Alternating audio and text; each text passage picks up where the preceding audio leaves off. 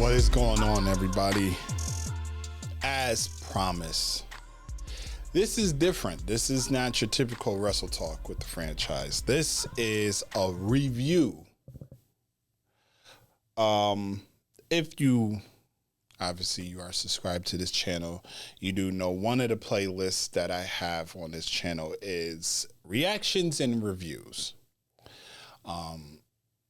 I am a person that loves doing reactions, love doing reviews to movies, documentaries, trailers, all types of things. And last week I had the reaction to the Cody Rhodes, Roman Reigns promo. I do believe that I may have done a reaction video to the promo between Seth Rollins and CM Punk some time ago. I did do in an episode, I did do a reaction to the trailer for Cody Rhodes documentary. This highly anticipated docuseries that as wrestling fans we have been I don't want to use the word clamoring for, but we've been anticipating this documentary. And that is the documentary Mr. McMahon, the Vince McMahon docuseries. This was in the works for a couple years, I think maybe 3 years. I think they started filming 2021. I believe that's when it was. We all heard about it. We all heard that the Netflix grabbed this opportunity to do this documentary. And 6 parts. I said in a story on Instagram, RCW_podcast, I stated that when I do this review, I'm not going to do it as the typical reviews that I've been seeing people talk about the documentary. Obviously, they talk about the depths, the stories, the controversy, everything, which I'm going to address. But I'm also going to talk about what I noticed from it from my perspective outside of the wrestling world. And that's Vince McMahon's backstory, or what he let people know about. Overall, my thoughts on the docuseries, I liked it. I did. It did tell most of the stories that as wrestling fans we all knew about.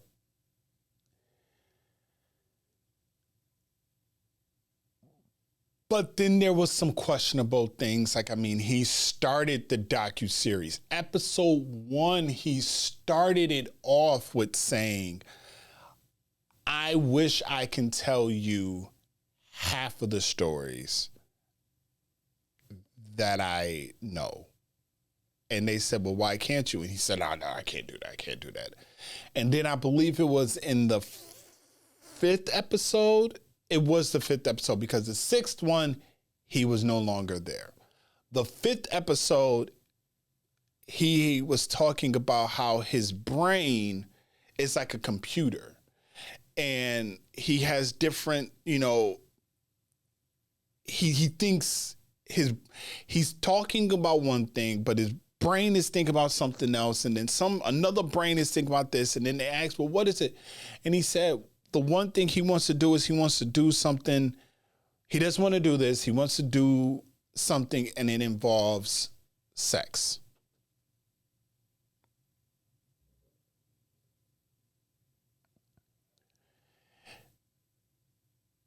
The documentary painted Vince in a way that if you did not know who Vince McMahon was, you would think something like, this man is a monster.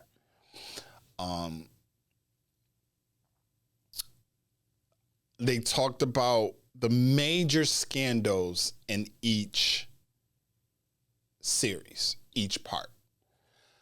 Part one was more so his upbringing a little bit and how he bought the company from his father and then took over the territories, which a lot of wrestling fans, historians will say is one of the biggest things that they couldn't believe Vince did, because the territories, as they said, it was these invisible lines, and it was kind of like a verbal agreement. We're not to cross these lines and kind of invade. And Vince McMahon was like, no, I'm not doing that. I'm going to do that. I'm going to cross these lines and poach from your talent and bring them to the WWF at the time, WWF. So that was the first controversy. And then obviously we get into the steroid trial. And then the Montreal Screwjob, which we all knew about all these trials. We knew about the steroid trial. Me growing up, I really, was not, because I'm a kid, I wasn't entrenched into like the dirt sheets and the magazines and all that. I was focused solely on the product on television. I didn't know what was going on behind the scenes with the steroids and all of that until I got of an age where it was like, okay, I'm now learning more about what's going on. I'm learning about the trial. I'm learning about, why Vince and Hogan had their fallout.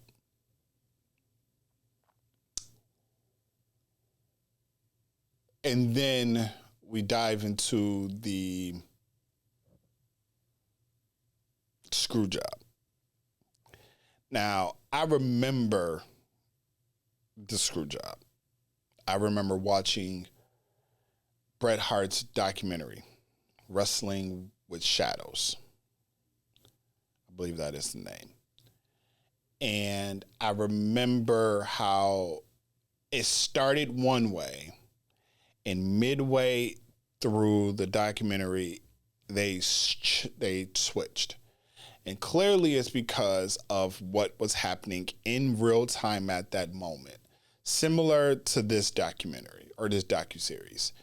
They were documenting all this, and then right during production, these bombshells dropped of the allegations and lawsuits and all that, and then things shifted in episode 6, the final one. But I remember the screw job because I remember, and this goes back to when, this would date me. When I was unable to get a pay-per-view, I would still go to that channel, and it's the white noise, and you can slightly hear what's going on. And occasionally, once in a blue moon, you will get a clear shot of something, and it's just like I'm sitting there, I'm trying to like listen to what's going on, and I'm so invested in wrestling that I had my ring, I have my wrestling figures, and I would be listening to what they're saying or trying to listen and depict it and visualize what I'm seeing and then play it out with my wrestlers. And I remember doing that with Survivor Series. And I remember the screw job. And I remember sitting there thinking like, what just happened? Shawn just won the title. I was happy because I'm a Shawn Michaels fan. But I was like, something's off. And then obviously the next day we happened to see Vince McMahon with a nice shiner under his eye.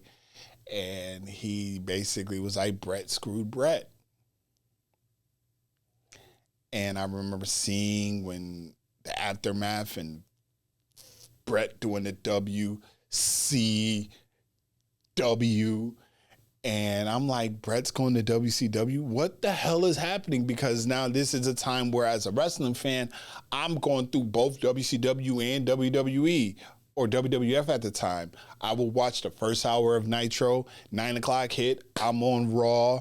And then as soon as 11 o'clock hits, I'm watching the encore of WCW Nitro, because that's what they used to do.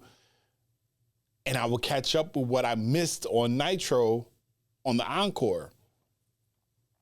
So I remembered all this, and I'm like sitting there like, damn, like, why is Brett leaving?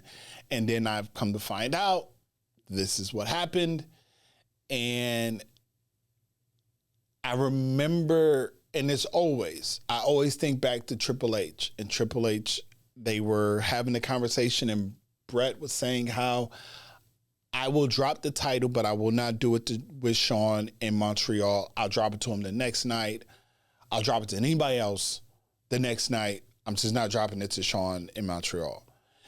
And a lot of people didn't understand why Vince did what he did with the screw job. But then I think back to when Medusa, Alundra Blaze, walked on to WCW Nitro with the WWF Women's title and threw it in the trash. The one thing that they've always said about Vince is Vince will not show any emotion. He'll kind of just go, okay. But Vince even said when she did that, that hurt. That hurt him. When Luger was on SummerSlam that Sunday, and that next night, he is at the debut of Nitro. These things kind of like fuck with Vince. But Vince knew, like, okay, this is what I got to do. And Vince protected his business by any cost, because he did not want to have happen to him with Medusa. Can you imagine if Bret Hart, if Vince McMahon did not go with what he did, if Bret Hart showed up on WCW Nitro with the most prestigious title in the business, the WWF title, and had it with him on WCW television, I'm not going to say Bret would have done what Alundra Blaze did, but Bischoff would have said something to that, because Bischoff did say, hey, what if you throw that in the garbage? Can you imagine Bischoff saying that to him? Or worse, hey, take a sledgehammer and just break the belt. Can you imagine what that would have done to the landscape of professional wrestling? Oh my God, what?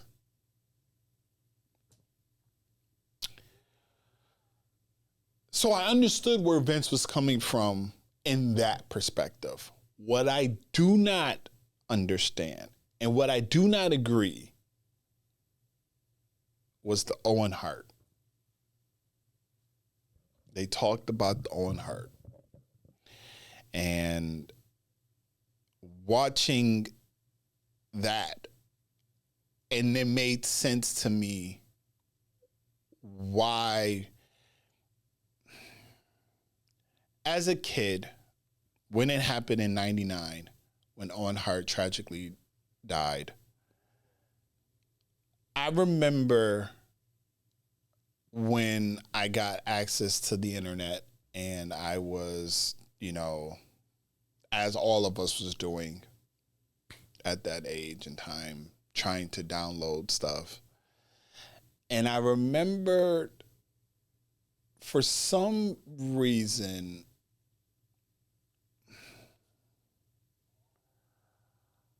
wanting, and it sounds very sick, but I know others that have felt the same, where they was like, I kind of want to see what happened. Can we actually exactly see what caused the harness to snap or whatever? And during the McMahon docuseries, Vince stated the live audience did not really see exactly Owen falling falling, because during that portion, it was black. The lights were out because they were showing a promo. They were showing something on the screen, on the Titantron, on the screens. So based off of the documentary, they said that it happened during a blackout. So you didn't see him you didn't see it. The crowd didn't see it. That doesn't mean that you don't hear, or grant the lights are out, but sometimes you could kind of see or think you may see something happening. You might, something. Because I thought when it happened, even before the documentary, I always thought damn, the fans that witnessed that is traumatized. They're still traumatized, because when the lights appeared and you see Owen in the ring and you see the blood on the mat, that's trauma for you. And they talked about it, and Bruce, and I believe Bruce was the one that said that he wished that they did stop the show. And then Vince alluded to why he didn't stop the show. And Vince said, had the live audience witnessed it happen, he would have stopped it. But because they didn't, to him,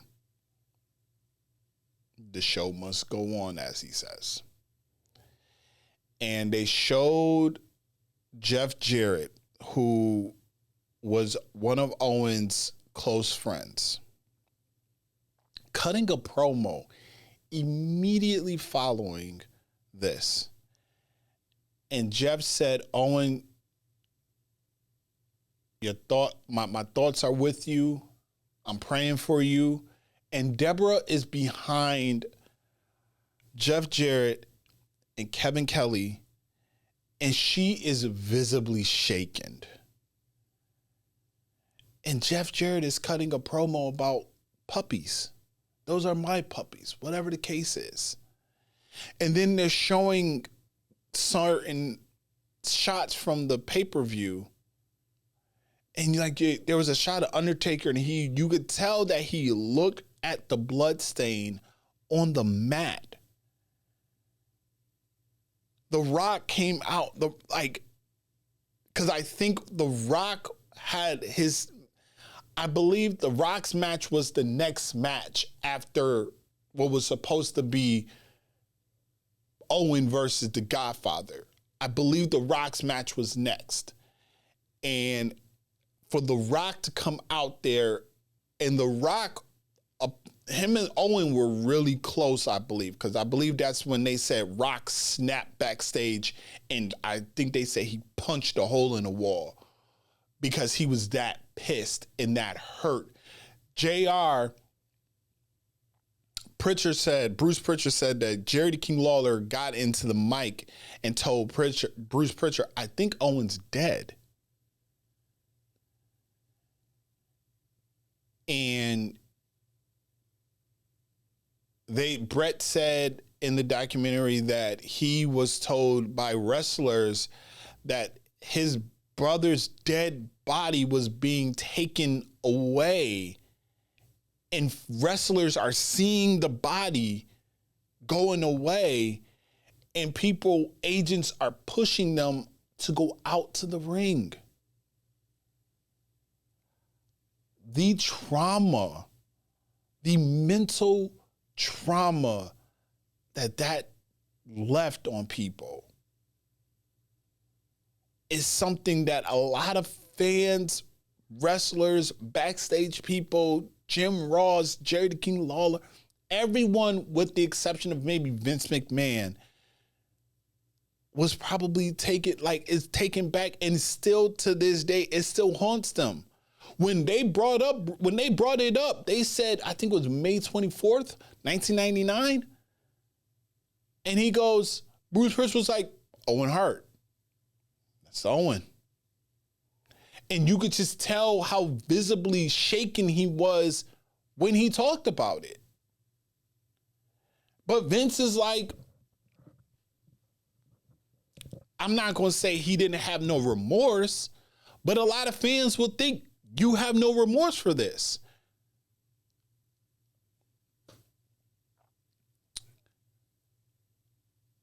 And then we dive into, obviously, they talk about the Attitude Era. They talk about, you know, the John Cena era and things like that. But what I want to focus in on is the last 4 and 5. Because 4 and 5 focus more on the family dynamic.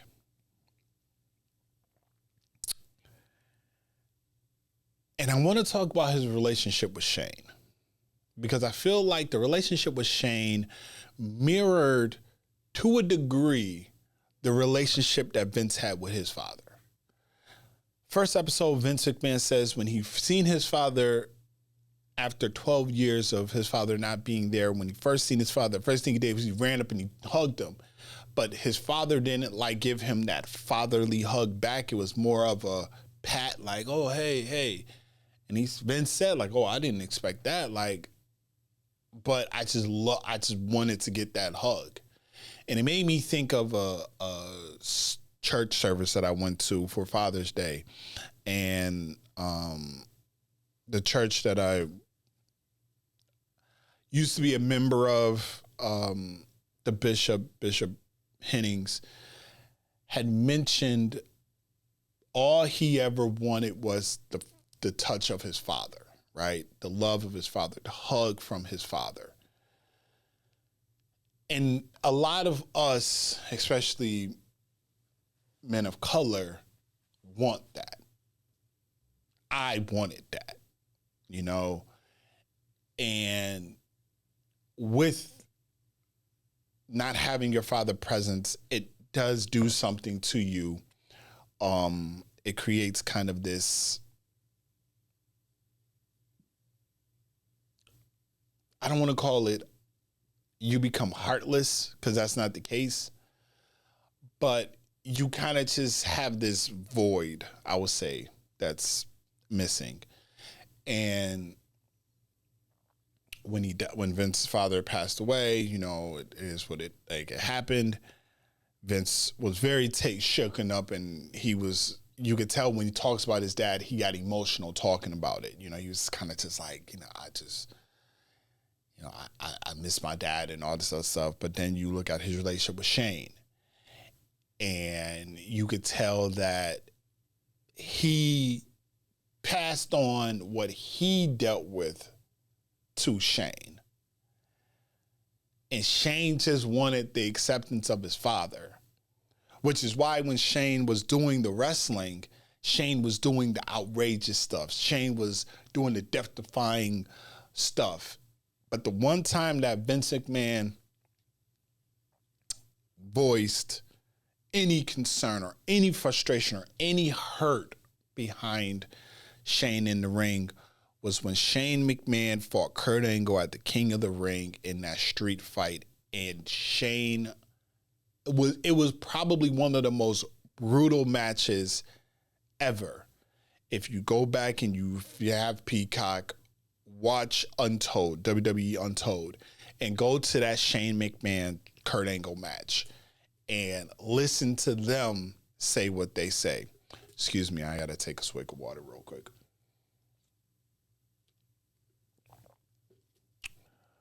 And you hear both Shane and Kurt say Vince was pissed because of the brutality that was happening to his son. Fast forward to the Paul Heyman story of when Shane and Vince got into it over a story. And Paul Heyman in great detail explained how Shane gave Vince an idea. Vince declined it. They got into it. And Shane McMahon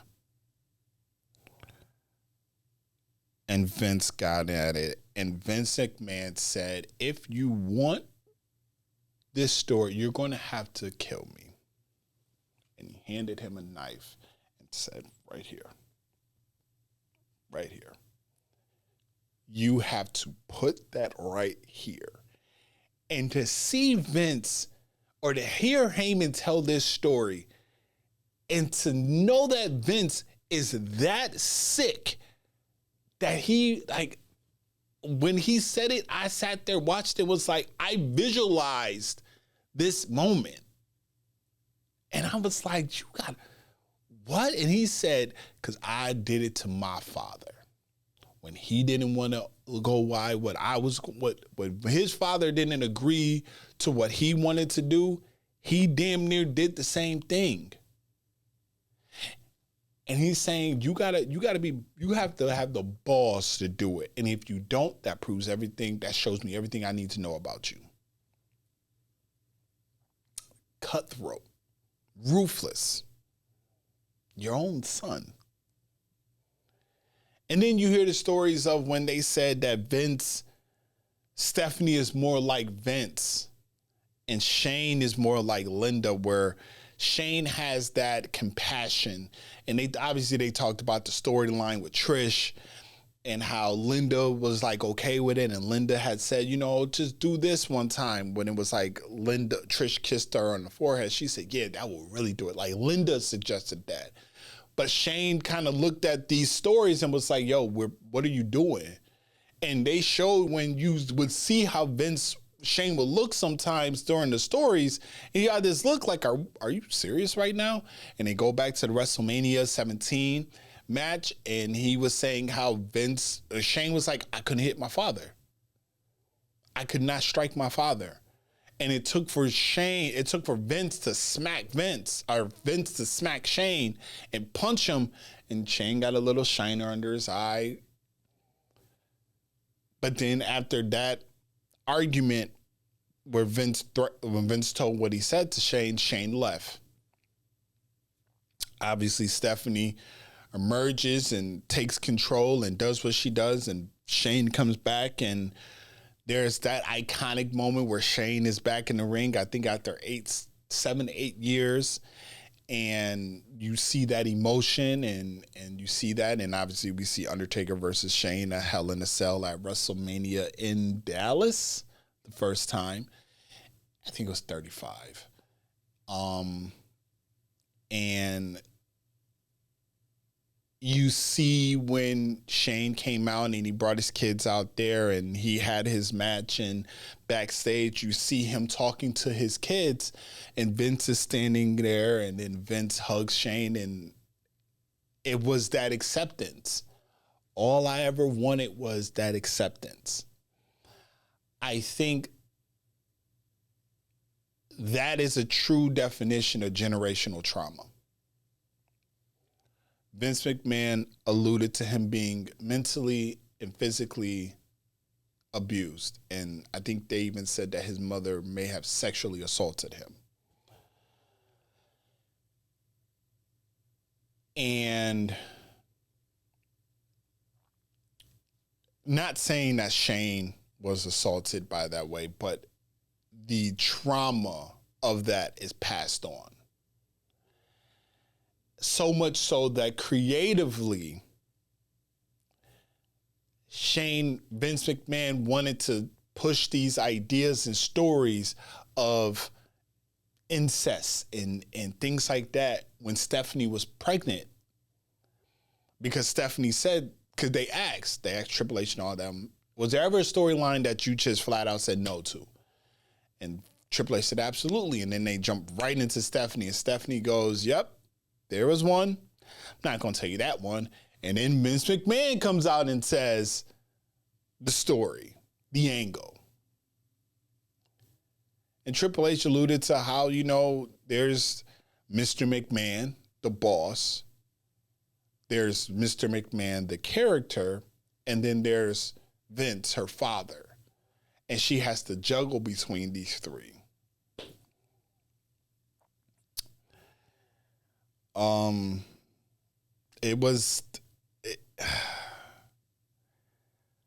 not shooting Vince any bail for why he did what he did as far as the allegations, the lawsuit, all that. I cannot. But I would say that based off of the history of the trauma, and we all know if you ever watch any type of documentary where a person is expressed or has done violent acts, especially assaults towards people, there's some rooted trauma that has happened to them as a kid that has caused them to now inflict that onto other people. And I can see that being the case with Vince McMahon. Obviously, the last episode, it's all about what has happened from 2023 till now. And Bruce Pritchard, who I will say will die on the hill of being loyal to Vince McMahon, came out and said, I watched the first 5 episodes and I think it was all bullshit. I think y'all were trying to attack a man that I know, and the Vince McMahon that I know is this. He's not like that. He's not this monster, whatever you want to depict it as. I've said it before. Vince McMahon created this environment. There would be, as they said, what is Vince McMahon's legacy? And I believe Tony Atlas said it. He is the greatest promoter in all of wrestling. We would not be where we are today in the world of sports entertainment, because that's what Vince McMahon said. It is sports entertainment. We wouldn't be here. There would not be a Busted Open. There would not be a JD from NY. There would not be a Don Tony and Kevin Castle show, in my opinion. It would not be any of these podcasts, any of these wrestling shows, if it was not for what Vince McMahon created. He brought in story. He brought in entertainment. He brought in cinema. He brought all of that in. And every wrestling promotion has incorporated entertainment in their wrestling, regardless of what you may say. AEW is, oh, that's where real wrestling is. They do vignettes. They do promos. They create cinema to a degree. TNA, New Japan, MLW, you name it. There's some sense of a storyline. There's some sense of when you're cutting a promo, when you're cutting these vignettes, that's entertainment. If it wasn't for Vince, we wouldn't have it. I thank Vince for that. But all the bullshit that he was doing behind scenes and all that shit, I'm not for it. He will have his day in court because the feds are involved. And you know when the feds get involved, it is a serious matter. Obviously, Janelle Grant, the one who is the more infamous one for her lawsuit is now on hold because obviously when you have a federal investigation going on, none of that matters. It's all about what the feds are looking for.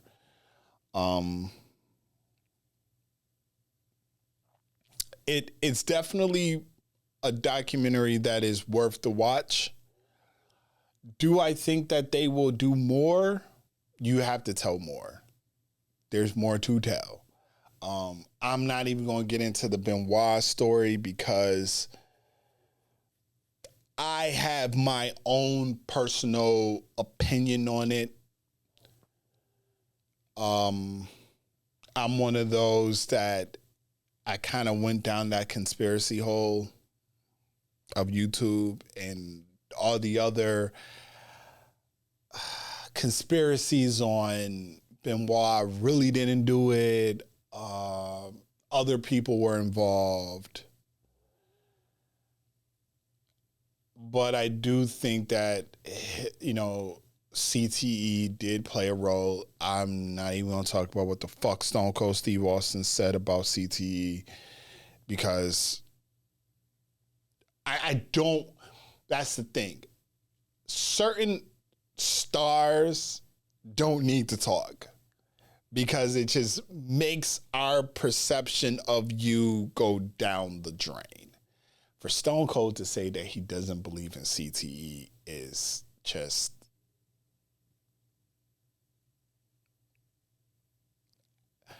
I don't want to put Stone Cold in the same realm as a Ric Flair, as a Hulk Hogan. I'm just not going to do that. But the Benoit tragedy we all know about. We all know how Vince McMahon took a lot of heat for that. And obviously, after that, there was the ban of the chair shots and things and certain moves. So I think there's going to be more to come. I think we may have a follow-up to the Mr. McMahon documentary as soon as all of the allegation and lawsuit and the federal investigation is done. But it was a good documentary, a good docuseries. Out of 5, I would give it a strong 3.5 out of 5. So if you haven't seen it already, go check it out. It is available on Netflix. If you have, let me know what you thought about the docuseries. What is your thoughts on Mr. McMahon? I know it can be all over the place. Like I said, Mr. McMahon, the promoter, we wouldn't be where we are today if it wasn't for him. Mr. McMahon, the person, And sometimes Mr. McMahon, the person, bled into the promoter. And we've seen it within the storylines. Let me know what y'all thought in the comments below. Like, comment, subscribe to this channel. If you are new to the channel, make sure you hit the subscribe and the notification bell at the top so you are up to date of when more content will be dropping. I will be back next week. As you know, Bad Blood is this Saturday. I will be doing my recap show following day, and we'll be back Monday with a new episode of Wrestle Talk with the franchise. I am out. Later.